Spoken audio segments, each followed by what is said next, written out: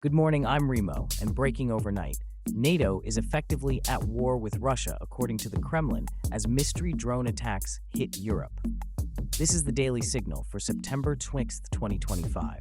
Stay tuned for the rest of the stories. Unfiltered. Now, Here are the other top stories for September 26th, 2025. Trump blocks Netanyahu's West Bank annexation plans in shocking diplomatic reversal. Former French president gets 5 years prison for taking Gaddafi's blood money. Israeli strikes kill 17 Palestinians in Gaza as ceasefire pressure explodes worldwide. Trump calls climate change the greatest con job ever at United Nations Assembly.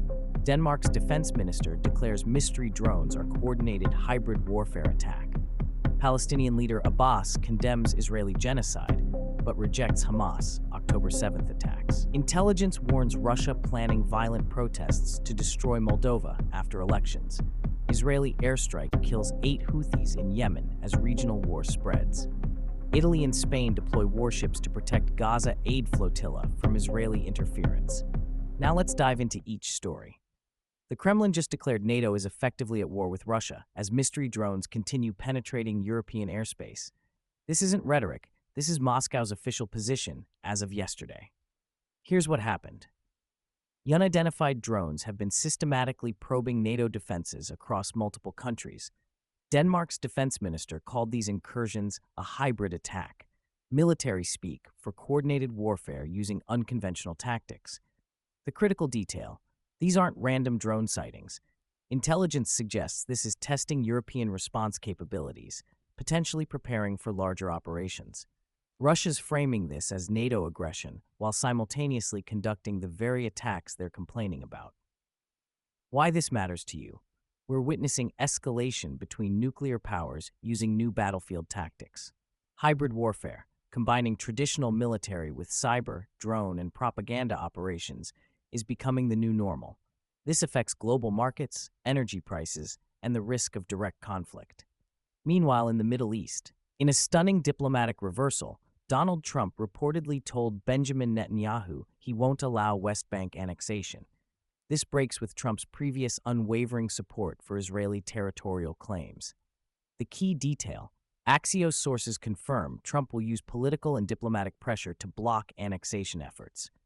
This represents a major shift from his first presidency, when his administration supported Israeli sovereignty claims.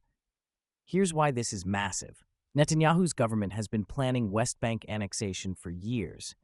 International law considers these territories occupied, and annexation would effectively kill any two-state solution prospects.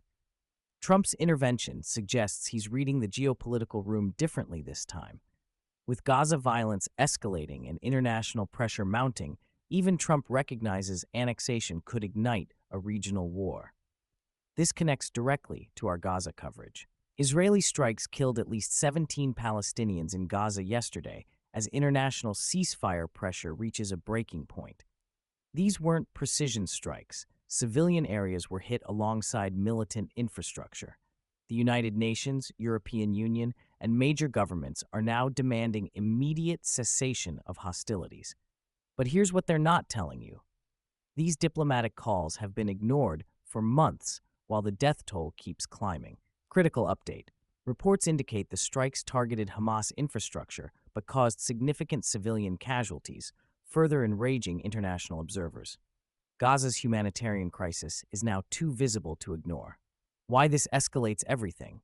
Each civilian death hardens positions on both sides and makes diplomatic solutions more difficult. International anger is building toward both Hamas for using civilian areas and Israel for the proportionality of response. Speaking of international reactions, at the United Nations General Assembly, Trump called climate change the greatest con job ever perpetrated on the world. He didn't stop there. He branded it a green energy scam fabricated by stupid people. This wasn't off-the-cuff remarks. This was a prepared speech to world leaders actively working on climate solutions. Trump specifically said green policies have ruined other countries economically.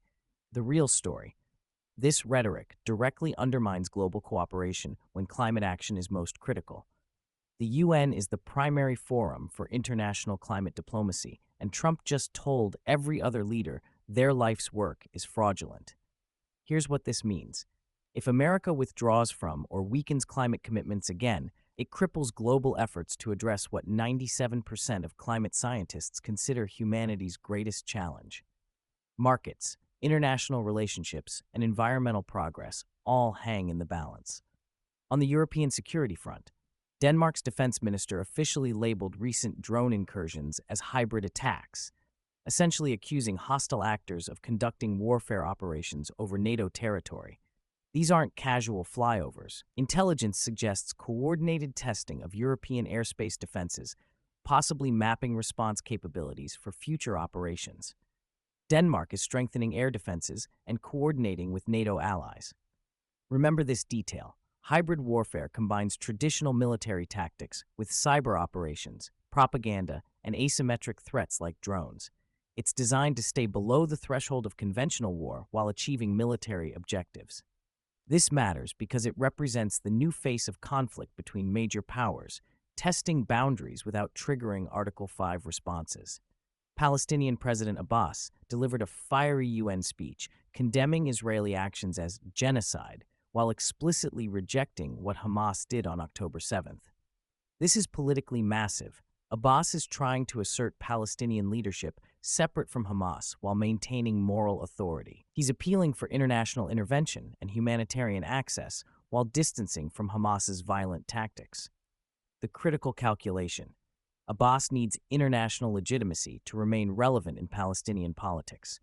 By condemning Hamas attacks while criticizing Israeli response, he's positioning himself as the reasonable Palestinian voice for diplomacy. Why you should remember this. Palestinian political divisions directly affect any future peace negotiations. Abbas versus Hamas represents the choice between diplomatic versus military resistance strategies. A former French president received a 5-year prison sentence for accepting illicit funds from Libya's late dictator Muammar Gaddafi. This concludes years of investigation into the Gaddafi money scandal affecting French political elites. The sentence demonstrates that even former heads of state face accountability for corruption and foreign interference. The defendant will likely appeal, but the conviction sends a strong message about political integrity. This reveals how Gaddafi's influence operations continue affecting European politics decades after his death, undermining public trust in democratic institutions. The Institute for the Study of War warns Russia may orchestrate violent protests in Moldova following recent elections. Intelligence suggests hybrid tactics, including misinformation and proxy mobilization, to destabilize the government. Moldova sits between European Union integration and Russian influence. Post-electoral violence could derail Western diplomatic efforts and provide Russia justification for intervention. This represents Russia's playbook: undermine election legitimacy through coordinated unrest, then present instability as evidence of failed Western influence. Israel killed 8 Houthis in Yemen with airstrikes, expanding the regional conflict beyond immediate borders. Israel isn't officially involved in Yemen's war, but increasingly targets Iranian-backed positions. This signals escalating Israeli-Iranian proxy conflicts spreading across the Arabian Peninsula. It adds complexity to Yemen's humanitarian crisis and international peace efforts. The strike internationalizes Yemen's conflict while demonstrating Israel's willingness to conduct operations across multiple fronts simultaneously. Italy and Spain deployed naval vessels to escort a humanitarian flotilla heading toward Gaza. The joint European operation seeks to ensure safe passage for aid ships while deterring Israeli interference. This represents European willingness to challenge Gaza's blockade through direct action. The deployment risks maritime confrontation, but increases pressure for humanitarian access. European naval involvement escalates international engagement in the Gaza crisis beyond diplomatic protests to actual military positioning. 3 critical patterns emerge from today's stories that will shape your world. First, hybrid warfare is becoming the dominant form of international conflict. From Russian drones over Denmark to planned Moldovan protests, major powers are using unconventional tactics to achieve strategic goals while avoiding traditional war declarations. This affects everything from cybersecurity to economic stability. Second, the Middle East is fragmenting into multiple simultaneous conflicts. Gaza, West Bank, Yemen, and Iranian proxy operations are creating overlapping crises that resist traditional diplomatic solutions. Even Trump's intervention with Netanyahu shows how complex these relationships have become. Third, European powers are asserting independent foreign policy despite American leadership changes. From naval operations protecting Gaza flotillas to investigating French corruption, Europe is demonstrating it won't wait for American direction on critical issues.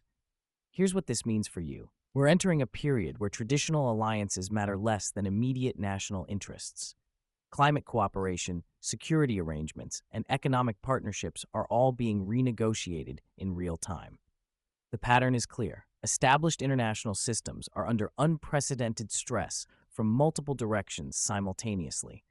Your investments, security, and daily life are increasingly affected by these cascading global tensions. Stay informed, stay prepared, and remember, these aren't distant conflicts. They're reshaping the world you live in today. This has been the Daily Signal. I'm Remo. Subscribe for tomorrow's essential news.